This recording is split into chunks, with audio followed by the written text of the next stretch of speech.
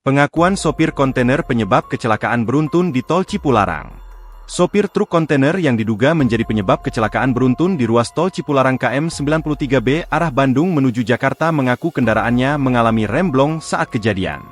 Sopir bernama Cahya mengatakan, truk kontainer yang dikemudikannya tidak dapat dikendalikan ketika melintas di lokasi kejadian, hingga akhirnya menabrak kendaraan di depannya. Remnya blong, ujar Cahya singkat saat diwawancarai di lokasi kejadian, Kamis, 5 Maret 2026, malam.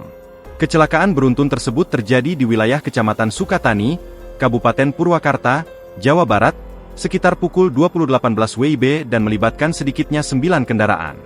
Akibat peristiwa tersebut, 2 orang dilaporkan meninggal dunia dan 4 lainnya mengalami luka-luka. Kasat Lantas Polres Purwakarta, AKP Enggar Jati Nugroho, mengatakan kecelakaan beruntun tersebut melibatkan sekitar 9 kendaraan yang sedang melintas dari arah Bandung menuju Jakarta. Terjadi kecelakaan beruntun yang melibatkan kurang lebih 9 kendaraan. Diduga awalnya karena kendaraan kontainer yang datang dari arah Bandung menuju Jakarta, ujar Enggar. Ia menjelaskan, 2 korban meninggal dunia diketahui berada di dalam kendaraan pick-up Suzuki bernomor polisi B9718VAF yang ikut terlibat dalam kecelakaan tersebut. Untuk korban sendiri 2 orang meninggal dunia dan 4 orang luka-luka, katanya. Seluruh korban kemudian dievakuasi petugas ke Rumah Sakit Abdul Rojak Purwakarta untuk mendapatkan penanganan medis.